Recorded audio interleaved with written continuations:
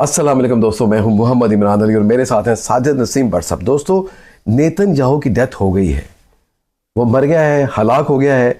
इसमें कितनी हकीकत है, कितना सच है, ये जानेंगे सब कुछ इस वीडियो के अंदर। और हमारे थंबनेल के ऊपर आपने पढ़ा होगा, क्लोनिंग के हवाले से आजकल एक नई टेक्नोलॉजी है जिसके ऊपर साइंटिस्ट जो हैं बड़े देर से काम कर रहे थे, तहकीक कर रहे थे, और उन्होंने इसकी बहुत सी प्रैक्टिकल एग्जांपल्स भी बनाई क्लोनिंग के हवाले से कि जैसे बरसब मेरे साथ बैठे हुए हैं, इनका एक पूरा क्लोन बन जाएगा, इनके अंदर एक ऐसी मशीनरी फिट की जाएगी, एक ऐसा डाटा फीड किया जाएगा जिस तरीके से कंप्यूटर के अंदर डाटा होता है। बरसब बिल्कुल ही बरसब की तरह ही बात करेंगे, कोई इनको पहचान नहीं सकेगा कि वाकई ये बरसब है या कोई और है। इसी हवाले से नेतन्याहू की डेथ अगर हो गई है तो फ्यूचर के अंदर अगर नेतन्याहू बाहर आ जाता है, ऑन स्क्रीन आ जाता है, लोगों से दोबारा से मिलना शुरू कर देता है, तो क्या वाकई उसकी क्लोनिंग की गई है या वाकई उसकी डेथ हो गई है? ये तमाम बातें जो है इस वीडियो के अंदर हम डिस्कस करेंगे। दोस्तों देखिए, हमें टेक्नोलॉजी को भी बिल्कुल साइड पे नहीं करना चाहिए, क्योंकि टेक्नोलॉजी आजकल बहुत आगे जा चुकी है, एआई का ज़माना आ चुका है। और हमें अब तो वो टाइम भी नहीं है बरसा कि आपने जिस चीज़ को आंखों से देखा या कानों से सुना वो सच हो। जब से एआई का ज़माना है कि हम बिल्कुल अपनी आंखों से देख के भी, अपने कानों से सुन के भी धोखा खा जाते हैं। तो दोस्तों, आज हम बात करेंगे उन तमाम एस्पेक्ट्स के ऊपर कि क्या वाकई नेतन्याहू की डेथ हो गई है, वो मर गया है, या उसका क्लोन जो है वो अब नमूदार होगा फ्यूचर के अंदर। बरसा क्या कहते हैं, क्या वाकई उसकी डेथ हो गई है? वो दरअसल बात ये है कि नेतन्याहू को जब ईरान ने हमला किया था ना, तो हमारी सोशल मीडिया पे यही थी, लेकिन हमारे ज़राए ने ये बताया कि नेतन्याहू अभी जिंदा है। जो हमारा ज़राए है ना, जो हमने तहकीकात की है, जैसे जैसे हमारा तहकीकात करने का तरीका होता है, हमने ये तहकीक किया अभी वो जिंदा है। मतलब आप तहकीक कैसे करते हैं? वो तहकीक ऐसे करते हैं कि मुख्तलिफ जो चैनल्स हैं, CNN हो गया या ABC हो गया या इंग्लिश चैनल हो गया ना, इंटरनेशनल चैनल है, वो अभी तस्दीक नहीं कर रहे इसके, या जाहिर है कि जब हो सकता है कि वो हलाक हो गया हो। कैसे हुआ होगा हलाक? वो इस तरह हलाक हुआ है कि जैसे कि ईरान ने अपना हमला किया, वो बैंकरों में था, वो क्लस्टर बम जो मारे हैं, वो बम जो क्लस्टर होता है ना, वो तय खाने तक फाड़ता हुआ चला जाता है। लेकिन क्या बैंकर में था? ये बैंकर में थे, और क्या मालूम कि वो बैंकर में छुकर था या नहीं था, लेकिन इंटेलिजेंस उन्होंने ये बताया था कि ये बैंकर में मौजूद है और ये हलाक हो गया है। लेकिन इंटरनेशनल मीडिया इसकी तस्दीक अभी नहीं कर रहा, अभी वो खामोश है। क्यों तस्दीक नहीं कर रहा? वो इसलिए तस्दीक कर रहा था, हो सकता है इसको पर्दे पे छोड़ा हो ताकि ये मर गया, ताकि इसके ऊपर दोबारा हमला ना हो। ये मसला यही है सारा। इसको बैकग्राउंड पे इसलिए किया कि आपने सामने नहीं आना, क्योंकि जब एआई हर चीज बता रही है और टेक्नोलॉजी हर बंदे के साथ चल रही है और कौन कहाँ है उसका बता रही है, तो इसलिए इसको कहा होगा तुम बैकग्राउंड पे एक 15 दिन के लिए 10 दिन के लिए बैकग्राउंड पे चले जाओ। सेफ एग्जिट दिया है हमारे ज़राए के मुताबिक।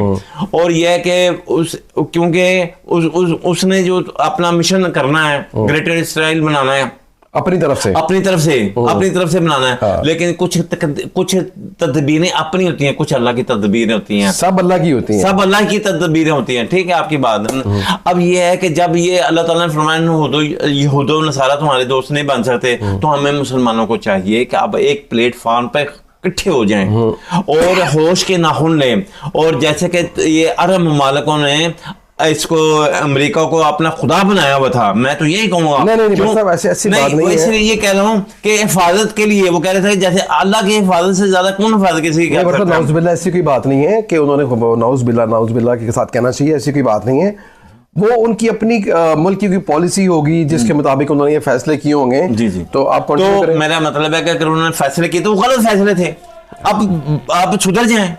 जब आपने कहने का मतलब कि आप सुधर जाएं, जो फैसले उन्होंने गलत किए थे ना, अब मौका दिया अल्लाह ताला ने, उनको मौका दिया है, अब वो सुधर जाए, अब वो ऐसी बातें ना करें। अब ये जो इस्लामी ममालिक हैं वो सारे 52 इस्लामी ममालिक हैं, 53 ममालिक हैं, वो सारे इकट्ठे हो जाएं तो क्या किसी की मजाल हो सकती है?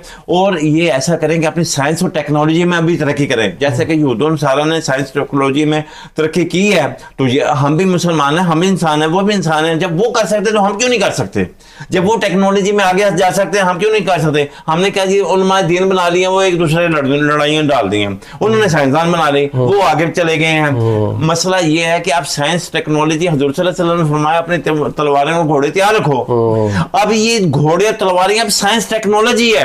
अच्छा, हाँ जी, अब ये घोड़े तलवारें जो आपका असला होगा ना, वो साइंस टेक्नोलॉजी होगा। आप साइंस टेक्नोलॉजी को आगे लेके बढ़े, दुनिया जहां से मुकाबला करें। अब ये देखे ना, जो राफेल तैयार गिराए थे, ये साइंस टेक्नोलॉजी ने गिराया ना, किसी ने नहीं गिराया। इसलिए ये अच्छा, असल मसला जो नेतन्याहू का ना, उसको बैकग्राउंड पे डाल दिया है और उसके हो सकता है क्लोनिंग कर और एक नेतन्याहू बना के भेज दें, ताकि अगर वो मरता है तो इस तरह के उन्होंने उसी कॉलोनी के 10 या ना 12 बनाए हुए हैं उन्होंने। अच्छा। एक नहीं है, एक को मारोगे, दूसरे को मारोगे, तीसरे को मारोगे। अहम आदमी है वो जाहिर है कि वो यहूदियों का वो सही काम कर रहा है, लेकिन जैसे कि हमें कहा गया है कि आपने जिहाद करना है और यहूदियों ने सारे से नहीं मिलना, लेकिन हमने उल्टा कर दिया है। हम यहूदियों ने सारे से जफियां डाल के मिल रहे हैं। क्यों मिल रहे हैं? इसीलिए हम मार खा रहे हैं। अब जब तक आप खुदा और रसूल के कानूनों पे अमल नहीं करेंगे, तब तक आपकी जिंदगी आपकी जीर्ण नहीं रहेगी और आप महकूम नहीं रहेंगे। और हाकिम जो है ना, अल्लाह ताला फिर दूसरी कौमों को बना देता है। वो कहता है कि अगर आप अपने हालात नहीं होते, हम दूसरी कौमों को बना सकते हैं। और इसको ये भी है कि इसको कौमों को तबाह बर्बाद भी करके नई कौम भी ला सकते हैं अल्लाह ताला। जो मुझे समझ आ रही है आपकी सारी डिस्कशन से, दोस्तों जो इस वीडियो को देख रहे हैं वो भी व्हाट्सएप की बात को समझ पा रहे होंगे। अपनी राय का इज़हार आपने भी कमेंट्स बॉक्स में ज़रूर करना है। दोस्तों जो मुझे समझ आ रही है, नेतन्याहू के हवाले से जो कंट्रोवर्सी चल रही है, उनकी डेथ के हवाले से व्हाट्सएप की जो रिसर्च है उसमें तो ये बात मुझे समझ आ रही है कि नेतन्याहू की डेथ नहीं हुई। अच्छा, उसको बिल्कुल साइडलाइन कर दिया गया है डेंजर की वजह से, कि वो खतरे में है, उस पर अटैक हो सकता है, उसकी डेथ हो सकती है इन फ्यूचर, वो मारा जा सकता है। तो इसलिए उस पर किसी प्लानिंग के तहत साइड पे कर दिया गया है और इन खबरों को ज्यादा आम किया गया है कि उसकी डेथ हो गई है, ताकि कंट्रोवर्सी क्रिएट हो और वो बंदा बचा रहे। और जो फ्यूचर में भट्ट साहब ने एक खदशे का इजहार किया है, वो ये है कि अब अगर जो नेतन्याहू ऑन स्क्रीन आएगा, आपको नजर आएगा, बात करते हुए नजर आएगा, वो रियल नेतन्याहू नहीं होगा, वो उसकी क्लोनिंग होगी। क्योंकि दोस्तों को पता है कि आजकल जो क्लोनिंग है वो कोई बड़ी साइंस नहीं रही है और साइंसदानों ने इसके ऊपर बहुत काम किया है और उन्हें क्लोन बनाने शुरू कर दिए हैं। किसी भी इंसान का वो क्लोन बना लेते हैं, आपको लगता है कि ये सही बंदा है, मतलब जैसे भट्ट साहब इनका क्लोन बन सकता है, मेरा बन सकता है, किसी का भी बन सकता है, ठीक है। उनके अंदर पूरा एक मैकेनिज्म बनाया जाता है, डाटा स्टोर किया जाता है, वो हर बात का सही तरीके से जवाब भी देता है। एक्चुअली उसको ऑपरेट पीछे से कोई और कर रहा होता है, ठीक हो गया। तो दोस्तों अभी जो मार्केट में एक नया नेतन्याहू आएगा, भट्ट साहब के मुताबिक, भट्ट साहब की राय के मुताबिक, वो उसकी क्लोनिंग होगी, वो रियल नेतन्याहू नहीं होगा। तो दोस्तों ये थी कंट्रोवर्सी जो चल रही थी। हमारी राय इसके बारे में ये है, आपकी राय की क्या है कि वाकई उसकी डेथ हो गई है, और अगर डेथ हो गई है तो अभी तक उसकी बॉडी कहाँ पे है, वो सामने क्यों नहीं आई, और अगर उसको वाकई साइडलाइन किया गया है, उसकी जो क्लोनिंग आएगी उसके ऊपर आपकी क्या राय है? अपनी राय का इजहार कमेंट्स बॉक्स में जरूर कीजिएगा। अगर वीडियो अच्छा लगा हो तो लाइक कीजिएगा, सब्सक्राइब कीजिएगा और कमेंट्स बॉक्स में अपनी राय का इजहार करना ना भूलिएगा। अपना बहुत सारा ख्याल रखिएगा, हमें दुआओं में याद रखिएगा।